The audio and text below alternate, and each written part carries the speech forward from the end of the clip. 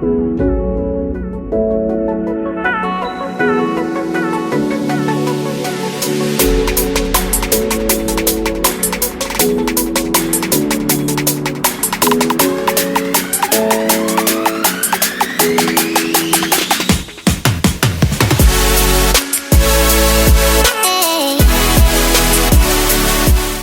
to this video. We're going to get stuck straight into this one today. What we're doing is taking off the HS4 carburetor while replacing it with a HIF38, and we've bought a Maniflow 3-branch manifold to match the rest of the system that's on Millie. Let's get straight into this and get this bonnet off. Again?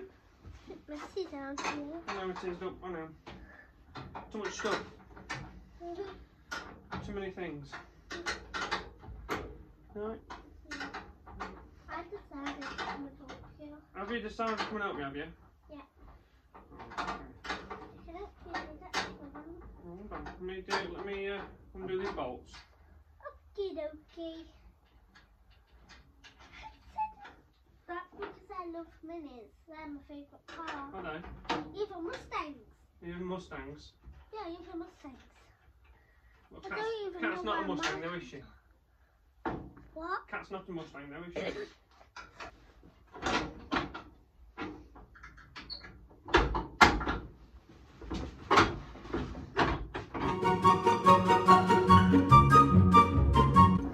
Why did you have to take that off? Because it's easier. It's easier with this off. Like that. I can get to it all now, look, can't I? Yeah. Yeah? Ready? Yeah. I've never asked you this question. Go on then. Why is that? That's the wipe motor. Let's these wipers work. Why is there a bit of Look, so I caught that bit with my cloth when I was cleaning Millie at the last car show she went to. Oh yeah. Yeah. So the breather hose off to start with. Up to one side. And then need to get to fuel. So the fuel off. Which is this one. It's loose. Go on, off. Get off. Off.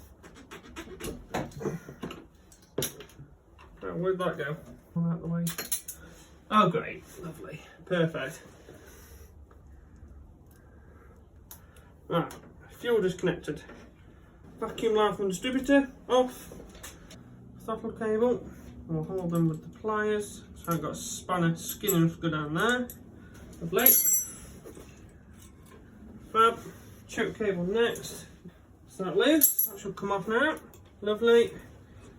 Choke cable out of the way. That should be it. And we're going to do the 2 bolts, top and bottom, to get this carburetor off.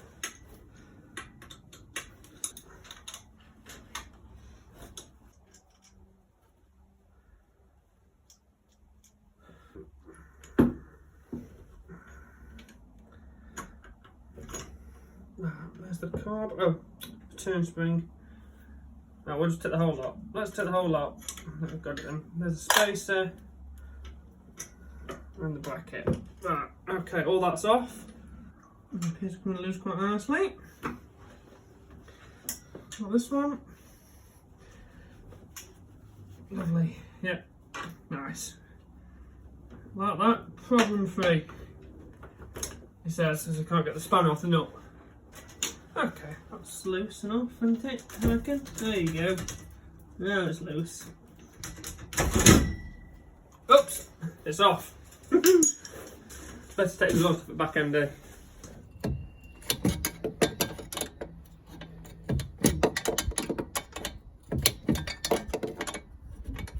Come on. Where should come? There we go. There we go. Nice. That's down, that's all. Sweet. We'll deal with that later.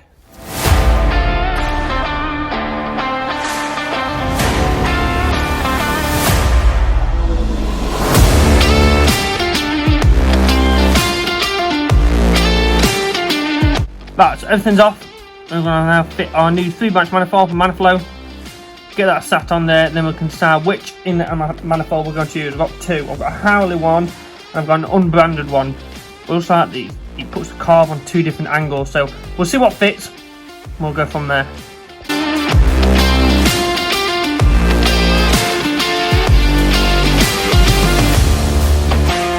Right, so I've got this Himley one, which is the one that this is the one that blew up the 850, so it wore through here. So it wore through on that point. So I put the chemical metal in there, sanded back. That's now sealed. There's that one, but it's quite angled. This unbranded one that I've got, I need to get a blank for it, where that bolt goes. So it's a lot flat.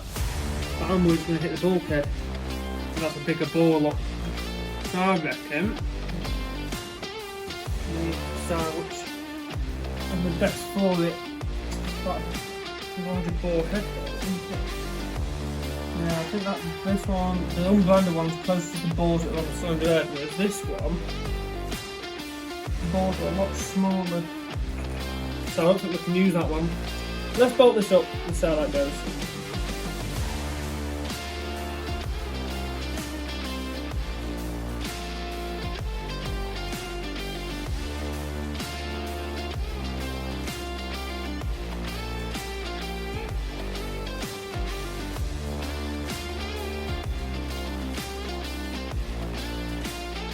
Right, we've made progress and I've got carried away. So I'll show you where I'm up to. It's on. Manifold's tightened up, inlet manifold is on, so I've used the unbranded one and it does fit better. The carb is close, but I've got about ½ an inch clearance between the bottom of the carb and the bulkhead down here. It fits. I've got to hook the fuel up, hook up the choke cable and the accelerator onto the linkages, fill the dash pot full of dash pot oil, blank this off, and then we might be able to go for a fire. Let's see what happens. We've got the vacuum line on from the distributor, choke cable set up. So this cable is set up and connected. Fuel line's on. Breather from the block is set up.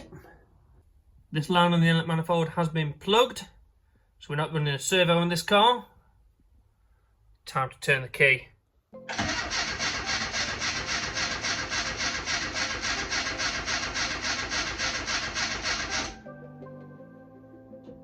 Forgot something.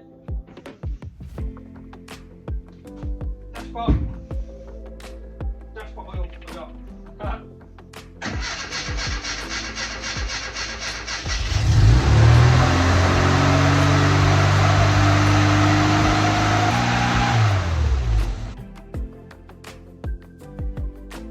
But what I've done, I've got the throttle cable, which is this one.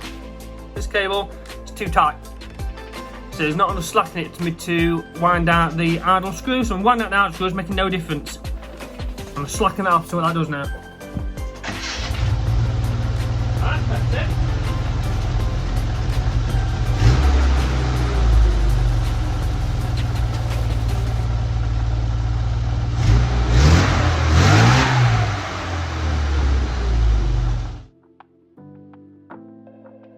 Also, I've about had my fill of this car.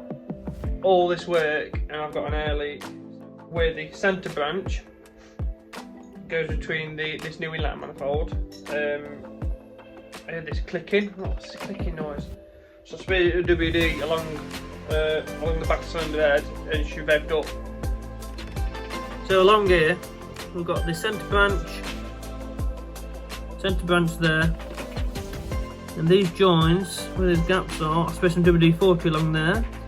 As soon as I did, the rev picked up, so it's sucking air in through there. So I need to find a way to tighten these nuts at the back of it even tighter than they already are. Okay, so I'm going to sleep on that. If I meet somebody the next day, we'll fuse me right now. And we are back. A new evening. So yes, Millie is running. I don't know what this burbling's all about in a minute. I've got to figure that out. That new carb, I've just took Millie for a quick blast around the estate. Wow! That carburetor has transformed how this engine performs.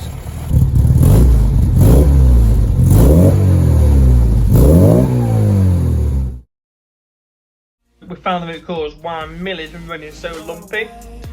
That's because of the inlet manifold. As you see, there's 2 studs missing because those were stripped out.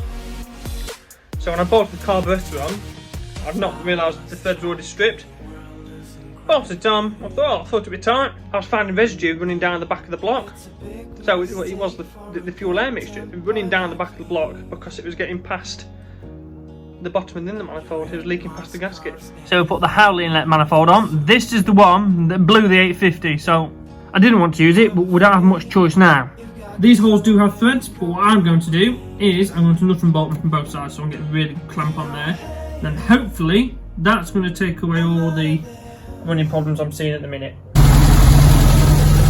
Right then, slowly but surely, she's getting there. We've got it idling lovely now, so we've got rid of that horrible like cam sound like burble. I mean, the cam sound sounded really good, but that's more really how it should sound. So I'm really just static tuning this bike here at the minute. For me, that's ticking over really nice. It's not missing anymore. A little bit, if I'm being really picky, a slight little miss, but it's a 50-year-old car. What more do you want? Do you know what I mean?